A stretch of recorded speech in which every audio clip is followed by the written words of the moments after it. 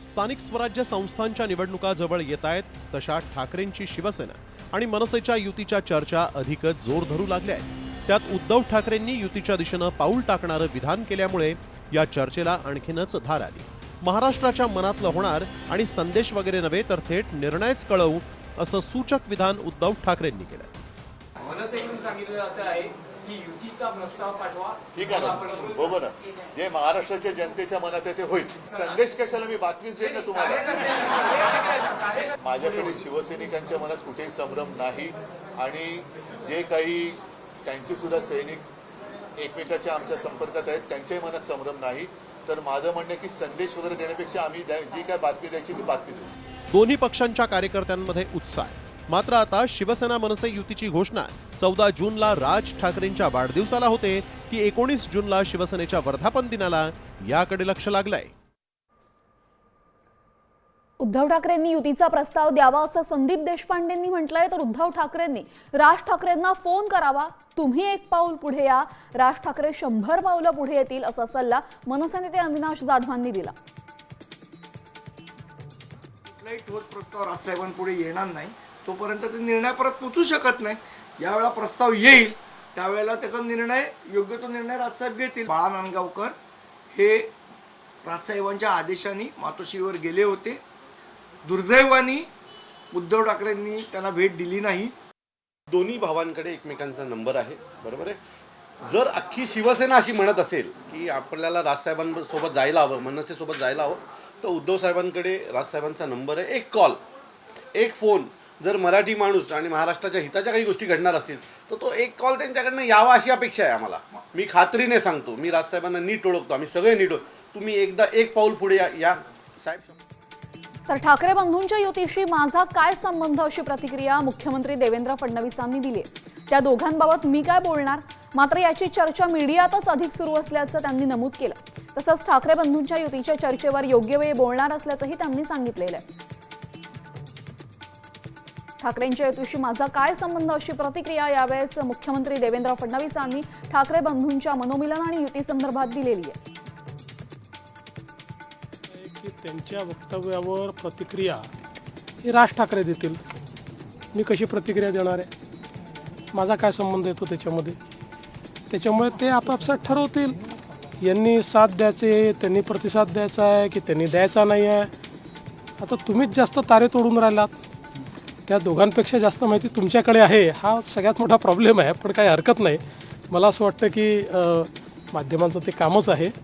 आत्ता तरी त्याच्यावर प्रतिक्रिया देण्यालायक काय आहे असं मला वाटत नाही। उद्धव आणि राज ठाकरे एकत्र येणार असतील तर स्वागतच आहे अशी प्रतिक्रिया शरद पवारांच्या राष्ट्रवादीच्या खासदार सुप्रिया सुळेंनी दिली आहे। तसंच राज ठाकरे जर मवियात आले तर चांगलंच आहे असंही सांगायला त्या विसरला नाही। त्यामुळे आता उद्धव आणि राज ठाकरे एकत्र आले तर महाविकास आघाडी मोडीत निघणार की उद्धव ठाकरेंसह मवियासोबत राज ठाकरे असणार याची चर्चा सुरू झालेली आहे। राज ठाकरे जर महाविकास आघाडीत आले तर स्वागतच असल्याचं सुप्रिया सुळे यांनी म्हटलेलं आहे। मी त्याचं स्वागत करीन, ते माझ्याही मनात तेच आहे। आले तर आनंदच आहे ना। कुठल्याही दोन संघटना जर महाराष्ट्राच्या हितासाठी एकत्र येणार असतील आणि तो त्यांचा विषय ना, शेवटी एका सशक्त लोकशाहीमध्ये कोणी कुणाबरोबर काम करायचं हा त्यांचा अंतर्गत विषय। कशाला राज ठाकरेंचा जर महाविकास आघाडी किंवा ठाकरेंबरोबर उद्धवजींबरोबर एकत्र येणार असतील तर का नाही आम्ही स्वागत करू। महाराष्ट्राच्या हितासाठी ते येणार असतील तर मी अर्थातच त्याचं स्वागतच करेन। दरम्यान ठाकरेंच्या युतीबाबत नेते सकारात्मक आहेत, म्हणूनच कार्यकर्त्यांचं मनोबल वाढले असं संजय राऊतांनी म्हटलंय। सोशल मीडियावर जाहीर सांगून कोणी फोन करत नाही, कदाचित दोन्ही नेत्यांनी एकमेकांना फोनही केले असतील असं सांगत युतीचे स्पष्ट संकेत राऊतांनी दिलेत। त्यांनी सकारात्मक भूमिका घेतल्यामुळेच कार्यकर्त्यांचं मनोबल वाढलेलं आहे।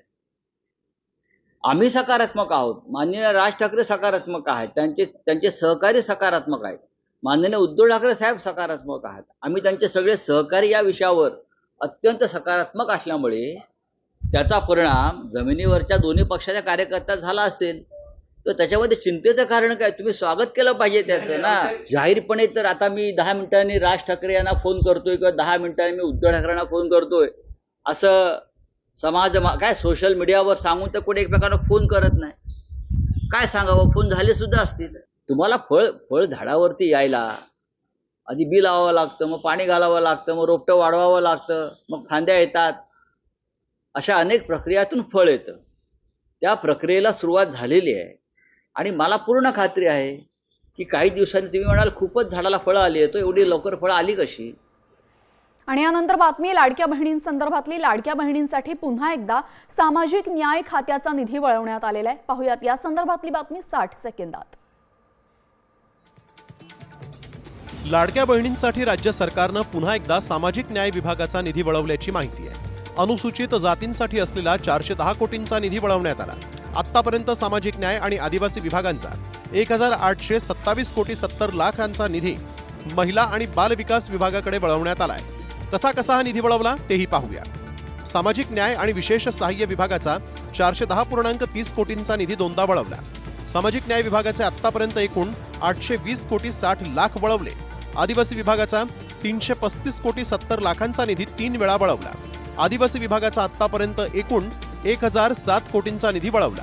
सामाजिक न्याय आणि आदिवासी विभागाचे एकूण 1827 कोटी 70 लाख रुपये वळवले. मात्र यापूर्वी जोरदार टीका करणारे सामाजिक न्याय मंत्री संजय शिरसाट यांनी यावेळेस मात्र हात जोडत बोलायला नकार दिलाय. विनोद पाटीलसह ब्युरो रिपोर्ट, साम टीव्ही मराठी. सामाजिक न्याय मंत्री संजय शिरसाट यांच्यावर आता आणखीन एका गैरव्यवहाराचा आरोप करण्यात आलेला आहे. पाहूयात या संदर्भातली बातमी 60 सेकंदात.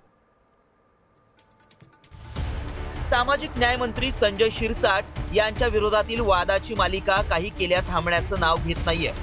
हॉटेल वेदांतच्या वादातून सावरत नाहीत, तोच शेंद्रा MIDCतील ट्रक टर्मिनसची जागाच शिरसाटांनी घशात घातल्याचा आरोप करत इम्तियाज जलील यांनी ती जागाच दाखवली आहे.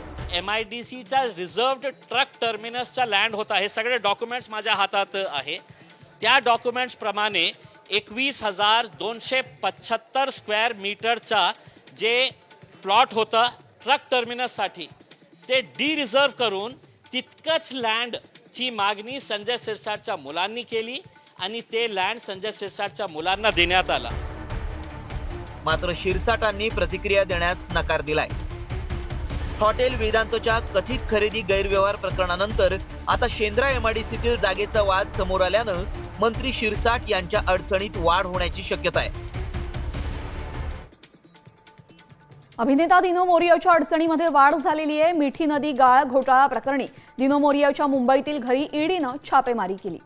या प्रकरणी त्याची मुंबई पोलिसांच्या आर्थिक गुन्हे शाखेकडनं दोनदा चौकशीही करण्यात आलेली आहे. दिनोचा भाऊ सँटिनो मोरिया याचीही चौकशी करण्यात आली असून मिठी नदी घोटाळा प्रकरणामध्ये मुख्य आरोपी केतन कदम याचे अभिनेता दिनो मोरिया आणि त्याच्या भावाशी फोनवरनं संभाषण झाल्याचं आढळलेलं आहे आणि त्यानंतरच ही चौकशी करण्यात आली. दरम्यान आरोप नक्की काय आहेत तेही आपण सविस्तर पाहूया. तर मिठी नदी घोटाळा प्रकरणामध्ये सहभाग असल्याचा आरोप दिनो मोरियावर आहे. घोटाळा प्रकरणातील आरोपीसोबत त्याचं संभाषण झाल्याचं उघड झालेलं आहे. गाळ काढण्याचे करार, यंत्रसामग्री भाड्याने देण्याच्या कामामध्ये भूमिका. दिनो मोरियाचा भाऊ सँटिनोचा सुद्धा यामध्ये सहभाग असल्याचा आरोप करण्यात आलेला आहे. भारतानं ऑपरेशन सिंदूर राबवत असताना पाकिस्तानला जोरदार प्रत्युत्तर दिलं. आपण जिंकण्याच्या स्थितीत होतो, मात्र अचानक मोदींनी का माघार घेतली असा सवाल पुन्हा एकदा वंचित बहुजन आघाडीचे सर्वेसर्वा प्रकाश आंबेडकरांनी केलेला आहे. दहशतवादाचा कायमचा बिमोड करण्याची संधी असताना मोदींनी ती गमावल्याची टीकाही त्यांनी केलेली आहे. तसंच मोदी ऑपरेशन सिंदूरबाबत खोटे बोलल्याचा आरोपही त्यांनी केलाय आणि असा निशाणा त्यांनी यावेळी साधलेला आहे. पंतप्रधान युद्धाच्या काळामध्ये आणि युद्धाच्या काळाच्या नंतर जनतेशी खोटं बोललेत अशा आता बातम्या यायला लागलेल्या आहेत. तुम्ही जिंकण्याच्या स्थितीमध्ये होतात अशी पण जेव्हा आर्मी ह्याला तुम्ही असणारा हाय अलर्टवरती फक्त ठेवलं होतं. गेल्या 20-25 वर्ष टेररिझमचा जो त्रास होत होता आणि तो पाकिस्तानकडून होत होता तो कायम मिटवण्याची संधी आल्यानंतर ही संधी भारताने का घालवली. एकीकडे ठाकरे बंधूंच्या युतीची चर्चा सुरू असताना दुसरीकडे ठाकरेंच्या नेत्यांनी खदखद व्यक्त केलेली आहे. 2019च्या मंत्रिमंडळामध्ये मला घ्यायला हवं होतं अशी खदखद आमदार भास्कर जाधव यांनी व्यक्त केली आहे. सर्वाधिक निवडून येणारा मीच होतो आणि तो माझा अधिकार होता असं जाधवांनी म्हटलेलं आहे. काय झालं 2019 साली मला मंत्रिमंडळामध्ये घ्यायला हवं होतं का नको होतं? सगळ्यात जास्त जुना, सगळ्यात जास्त वेळा निवडून आला संतोष सगळ्यात मीच होतो ना, मला घेतलं नाही. तो माझा अधिकार होता पण मला घेतलं नाही. त्यानंतर कधीही मी नाराजी व्यक्त केली नाही. आणि आता बातमी आहे सर्वांचंच टेन्शन वाढवणारी. पुन्हा एकदा देशामध्ये कोरोनाचं संकट वाढलंय. हा कोरोना आता चिमुकल्यांच्या जीवावर उठलाय. पाहूयात 60 सेकंदात बातमी.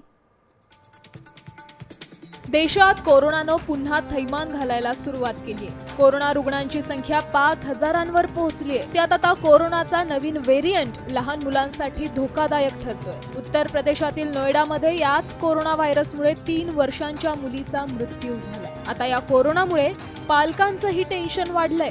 कोरोना लहान मुलांना होण्याचं मुख्य कारण म्हणजे जी नवजात अर्भकं असतात त्यांच्यामध्ये कुठल्याही प्रकारची प्रतिकारशक्ती अजून पूर्णपणे तयार झालेली नसते. साहजिकच त्यांच्याबरोबर असलेल्या त्यांच्या जवळपास असलेल्या आईवडिलांचे त्यांना जर याची लागण झाली असेल तर ते ताबडतोबच त्यांना होऊ शकतो. कोरोनाचा वाढता प्रादुर्भाव पाहता आता पालकांनीही मुलांची काळजी घेणं गरजेचं आहे. मुलांची रोगप्रतिकारक शक्ती कशी वाढवता येईल यासाठी पालकांनी प्रयत्न करायला हवेत. तसंच मुलांमध्ये कुठल्याही प्रकारची लक्षणं आढळल्यास दुर्लक्ष न करता मुलांवर तातडीने उपचार करायला हवेत. मृत्यूनंतर आता स्वाईन फ्लूनं तोंड वर काढल्याचं समोर आलेलं आहे. नागपूर जिल्ह्यामध्ये स्वाईन फ्लूच्या एका रुग्णाचा मृत्यू झाल्याची माहिती समोर येते. नागपुरात ऊन पावसाचा खेळ सुरू आहे आणि हे वातावरण स्वाईन फ्लूसाठी पोषक ठरतंय. आरोग्य विभागाच्या नोंदणीनुसार पूर्व विभागातील 6 जिल्ह्यांमध्ये जानेवारी ते जून दरम्यान 27 स्वाईन फ्लूचे रुग्ण आढळले. त्यातील सर्वाधिक 14 रुग्ण हे केवळ नागपूर शहरी भागात सापडले, तर ग्रामीण भागामध्ये 6 रुग्णांची नोंद झालेली आहे. चंद्रपुरात 3 तर भंडारा आणि गोंदिया गडचिरोलीमध्ये प्रत्येकी 1 रुग्ण आढळलेला आहे. महाबीज बियाणामध्ये वजनाचा घोटाळा झाल्याचं पुढे आलेलं आहे. पाहूयात या संदर्भातली बातमी 60 सेकंदात. खरीपाचा हंगाम तोंडावर असल्यामुळे शेतकरी बी बियाणांची जुळवाजुळव करतोय. शासनाकडून हेक्टरी 75 किलो बियाणं 100% अनुदानावर देण्यात येतं. मात्र प्रत्यक्षात शेतकऱ्याला 9 किलो कमी बियाणं मिळतंय. कारण महाबीजकडून 22 किलोची एक बॅग तयार करण्यात आली आहे. अशा 3च बॅग मिळत असल्यामुळे केवळ 66 किलोच बियाणं पदरात पडतंय. 9 किलो बियाणं जातं कुठं असा सवाल शेतकऱ्यांनी उपस्थित केलाय. साम टीव्हीनं ही बातमी दाखवल्यानंतर या प्रकरणाची चौकशी करण्यात येईल असं कृषी मंत्र्यांनी सांगितलंय. त्याची चौकशी करतो आपण. मला पहिल्यांदा या गोष्टी सांगितल्या आहेत. लगेच अमरावती विभागाच्या आमच्या जेडीओला फोन करून लगेच चौकशी करतो आणि त्या संदर्भात जर काही कृषी सेवा केंद्रावाल्यांनी काही गडबड केली असेल तर त्यांच्यावरती कारवाई करायला निर्देशित करणार. शेतकऱ्यांना जर बियाणात नाडलं जात असेल तर संबंधितांवर कडक कारवाई होण्याची गरज आहे. नाशिक जिल्ह्यामध्ये पावसाचा कांदा पिकाला मोठा फटका बसलाय. येवल्याच्या निळखेडे गावाचे शेतकरी सुनील कदम यांनी 3 एकरवरील कांदा पिकावर ट्रॅक्टर फिरवला. सततच्या पावसामुळे शेतामध्ये काढणीला आलेला कांदा सडून गेलाय. त्यामुळे सुनील कदम यांनी हे पाऊल उचललंय. आधीच्या कांद्याच्या दरावरनं सरकारच्या बोटचेपे धोरणाची शेतकरी त्यामुळे गर्तेत सापडला असून हे आसमानी संकट आल्यामुळे शेतकऱ्यांचं लाखो रुपयांचं नुकसान झालंय. त्यामुळे आता सरकारकडनं मदतीची अपेक्षा व्यक्त केली जाते. शेतातच कांदा सडल्यामुळे शेतकऱ्यानं ट्रॅक्टर फिरवलेल्या या कांद्यावर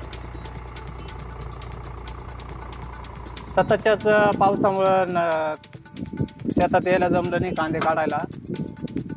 तर पाऊस चालू असल्यामुळे कांदे काढता नाही आले आणि त्याच्यामुळे मग कांद्यावर नागर फिरून राहिले. तर हीच मागणी का सरकारने काहीतरी लक्ष द्यावं, शेतकऱ्याला काहीतरी अनुदान द्यावं, पंचनामे करावी. वादळी वाऱ्यासह आलेल्या पावसानं नांदेडमध्ये भाजीपाला पिकाचं नुकसान झालेलं आहे. गडगा इथल्या भुजंग भाकरे यांच्या 1 एकर शेतातील टोमॅटो पिकाच्या शेतामध्ये चिखल झालाय. या आसमानी संकटानंतर अद्याप नुकसानीचा पंचनामा झालेला नाही. त्यामुळे शेतकरी हतबल झालेला आहे. सरकारनं मदत करण्याची मागणी नुकसानग्रस्त शेतकऱ्यांनी केलेली आहे. पावसामुळे टोमॅटोचा शेतातच चिखल झालेला आहे. आणि त्यामुळे या आसमानी संकटाला तोंड देण्यासाठी आता सरकारकडनं मदतीची अपेक्षा शेतकरी व्यक्त करतायत। या 10 दिवसामध्ये जे पाऊस पडला, अतिवृष्टी झाली, त्या अतिवृष्टीमुळे पूर्ण टोमॅटोचा पूर्ण चिखल झालेला आहे। तरी याकडे वारंवार तक्रार करून प्रशासनाच्या अधिकाऱ्यांना सर्वांना या ठिकाणी आमदार साहेबांना व्हॉट्सअप करून या ठिकाणी कोणीही अजून माझ्या या बांधावर आलेलं नाही आहे पंचनामा करण्यासाठी, कोणीच अजून माझ्या बांधावर आलेलं नाही। त्यामुळे या ठिकाणी मला प्रशासनानं या ठिकाणी लवकरात लवकर मदत करून द्यावी आणि आम्हा गोरगरीब शेतकऱ्यांना या ठिकाणी मदत करावी। आणि आता बातमी पाहूयात पावसासंदर्भातली। मे महिन्यामध्ये पावसानं जोरदार बॅटिंग केली आणि आता जून महिन्यामध्ये पाऊस कसा असेल याकडे सर्वांच्या नजरा लागल्या आहेत।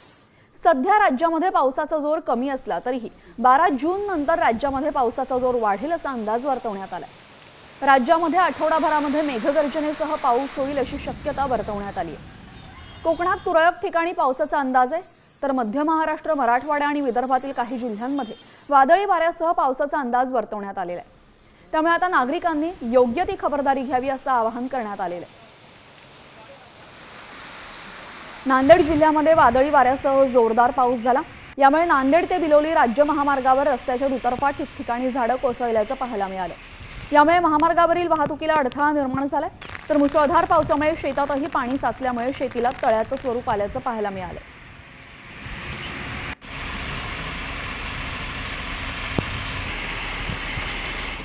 नाशिकच्या निफाडमध्ये ढगफुटी सदृश्य पाऊस बरसलाय। कसबे सुकेणे परिसरामध्ये जोरदार पाऊस झाला। रस्ते पाण्याखाली गेल्याने नागरिकांचे मोठ्या प्रमाणात हाल झाले, तर काही ठिकाणी गारांचा देखील पाऊस झालाय आणि अर्थातच या गारांमुळे फळबागांना फटका बसण्याची शक्यता आहे।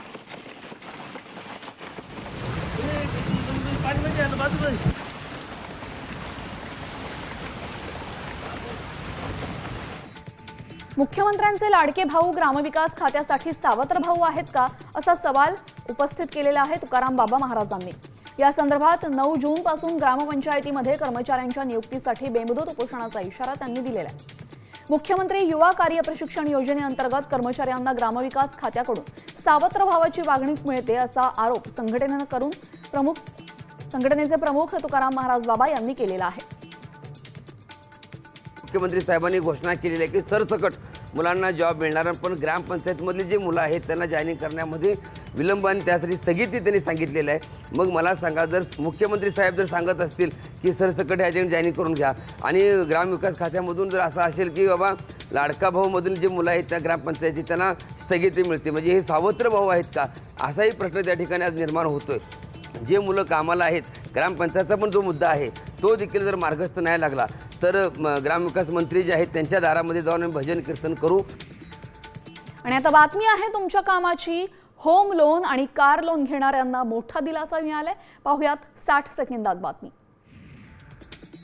आरबीआयनं रेपो रेटमध्ये थेट अर्ध्या टक्क्याची कपात केली। रेपो रेट 5.50% आलाय। रेपो रेटमध्ये कपात झाल्यानंतर आता बँकांकडून कर्जाच्या व्याज दरात कपात केली जाण्याची शक्यता आहे। विविध कर्जांच्या ईएमआयवर कसा परिणाम होणार आहे तेही पाहूया। गृहकर्ज 20 लाख 20 वर्षांसाठी जुना व्याजदर 8.5%, नवा व्याजदर 8%, वर्षाला बचत 7,524 रुपये। गृहकर्ज 30 लाख 20 वर्षांसाठी जुना व्याजदर 8.5%, नवा व्याजदर 8%, वर्षाला बचत 11,304 रुपये। गृहकर्ज 50 लाख 20 वर्षांसाठी जुना व्याजदर 8.5%, नवा व्याजदर 8%, वर्षाला बचत 18,828 रुपये। तर वाहन कर्जाचा ईएमआय कितीनं स्वस्त होणार आहे तेही पाहूया। ऑटो वाहन कर्ज 3 लाख 5 वर्षांसाठी जुना व्याजदर 8.7%, नवा व्याजदर 8.2%, वर्षाला बचत 864 रुपये। 4 चाकी वाहन कर्ज 10 लाख 5 वर्षांसाठी जुना व्याजदर 9.5%, नवा व्याजदर 9%, वर्षाला बचत 2,892 रुपयांची होणार आहे।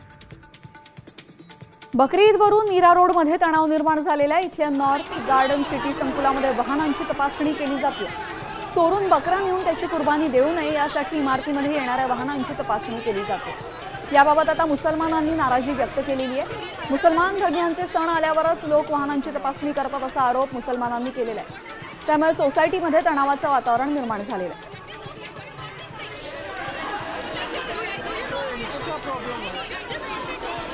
आत्तापर्यंत असं काही पण कुठल्या पण सणाला झालं नाही आहे।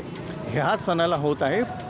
प्रिव्हियस इयरला पण हा सणाला होत होता. तर माझं म्हणणं हे आहे की सिक्युरिटी एन्हान्स जर तुम्ही करतात सोसायटी तर आम्ही पूर्ण कॉपरेशन देणार. पण काय असते की ते सिक्युरिटी एन्हान्स पूर्ण वर्ष चालायला पाहिजे as per rules and regulation. पण तुम्ही फक्त हे टार्गेट सणाला जे करतात त्याच्याबद्दल आपली आपत्ती आहे आणि त्याच्याबद्दल ते इल्लीगल आहे. तुम्ही नाही करू शकत. तर आता बकरी ईदच्या निमित्तानं मुसलमान धर्मगुरूंनी मुसलमानांना महत्त्वाचा संदेश दिलाय. कुर्बानी देताना शेजाऱ्यांच्या भावनांचा आदर करा. कुर्बानीचा व्हिडिओ सोशल मीडियावर व्हायरल करू नका. खुल्या रस्त्यावर बाजारामध्ये कुर्बानी देऊ नका असे निर्देश दिल्ली जामा मशिदीतून धर्मगुरूंनी दिलेले आहेत. देखिए, सड़कों पर, खुली जगहों पर, बाज़ारों पर कुर्बानी से परहेज करें. सफाई का जो है वो ख़ास ख्याल रखें और अपने पड़ोसियों के जज्बात का जो है वो लिहाज फरमाएं. पुण्याजवळच्या मुळशी तालुक्यातील कासारसा इथं जमिनीच्या वादातनं एका वकिलानं पिस्तुलाचा धाक दाखवत शेतकऱ्यांना धमकावल्याचा प्रकार समोर आलाय. वकील संदीप भोईर आणि स्थानिक शेतकरी यांच्यामध्ये शेतजमिनीच्या हक्कासंदर्भात वाद झाला आणि या वादातनं भोईर याने स्वतःकडील परवानाधारक पिस्तूल बाहेर काढून शेतकऱ्यावर रोखली. यामुळे परिसरामध्ये भीतीचं वातावरण निर्माण झालंय.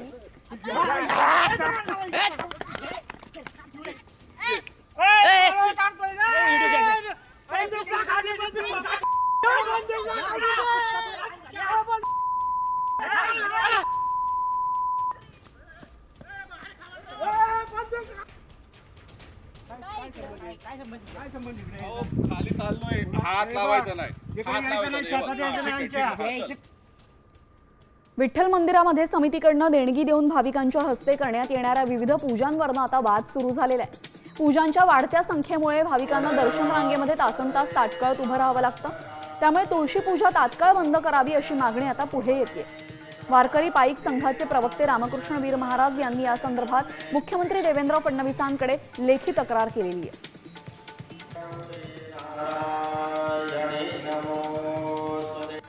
दर्शन रांगेमध्ये कालपासून आपण पाहतोय मोठ्या प्रमाणात गोंधळ उडालेला आहे. याला मुख्य कारण असं आहे की मंदिर समितीनं अलीकडच्या काळामध्ये ज्या तुळशी पूजा सुरू केलेल्या आहेत या तुळशी पूजा दिवसभरामध्ये साधारण 90 तुळशी पूजा सुरू केल्या जातात. आम्ही माननीय मुख्यमंत्र्यांना या संदर्भामध्ये तात्काळ आषाढी वारीपर्यंत तरी किमान या तुळशी पूजा बंद करण्यात यावा अशा पद्धतीचा मेल केलेला आहे. मंदिर समितीला आमची विनंती आहे की त्यांनी किमान आषाढीपर्यंत तात्काळ या तुळशी पूजा बंद करून दर्शन रांगेतील भाविकांना न्याय देण्याचा प्रयत्न करावा.